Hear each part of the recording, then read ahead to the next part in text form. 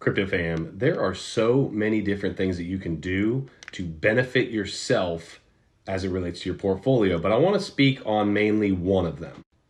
The thing I want to speak on is called game planning. When it comes to crypto, when it comes to trading, emotions seem to rule the space. Think about it. It's 3 o'clock in the morning. You get up, you got to use the bathroom. You really got to use the bathroom. What do you do before you even run into the bathroom? Oh my gosh, where's Bitcoin? What's the market doing? Where are we at? How do I know this?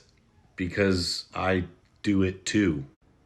It's something I've really had to work on because ultimately those emotions will be your biggest enemy when it comes to actually making money.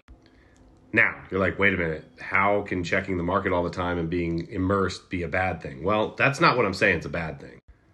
What I'm saying is when you wake up in the middle of the night and you really need to run to the bathroom, but you really got to check your crypto portfolio while that's happening, there's emotions that need to be looked at there. It's not a bad thing to be tied into the market. Actually, it's usually quite good, and it gives you the ability to look at different indicators inside, outside the market, fundamentally, looking at chart and TA setups, et cetera, et cetera. But here's where it will fail you and the reason that you need to have this game plan. Emotions will fail you 138% of the time if you take them directly into a trade, right? And what do I mean by that? What I mean is if you come into a trade and you are emotional because you've just seen the price move substantially one way or the other, you're probably going to make an emotionally driven decision. Think about when you have an argument with somebody and then all of a sudden you punch them in the face, or you want to. If you had a game plan going into the conversation, prior to the conversation happening, you had played it through, you had a plan, or you took a breath, calmed down after the conversation before addressing the issue, you wouldn't be punching people in the face or executing on that emotion. This is exactly what's happening in crypto, especially if you don't have a game plan.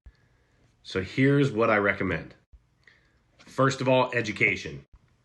Education is something that I talk about all the time. It allows you to make good decisions because you actually understand what it is you're in, what it is you're expecting from that asset to do. Second thing, entry price. And an entry price is important because if you have actually looked at the asset and say, okay, that's where I want to buy, and you either set up a buy order or are just ready to buy when it hits that price, that means that you have a temperature of the market. You know where it's at and where it's headed, or where you think it's headed, so you pick that price point. Thirdly, a price to exit.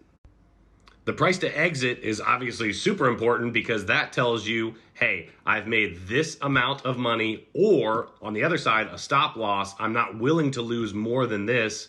So boom, here we are. I executed on that game plan. And then fourth, just an overall setup as far as how long do I want to hold this asset and what do I want to do with it down the road? Do you want to just hold it forever and then take loans against it? Do you only want to hold it for a short term, make a quick flip, pull some profits and do something with those profits? Or are you looking to make profits on one asset to then turn them into something else that you hold long term and then ultimately, take loans off of so you don't have to pay capital gains taxes on that down the road? All four of those things, when setting up your game plan, will save you a lot of headache, a lot of pain, and ultimately, they will make you a solid investor, a solid trader. Crypto's never easy. It's not a lottery ticket. But long term, if you have that game plan, you can and will make money. I love you, crypto fam. Good luck. HODL like it's hot.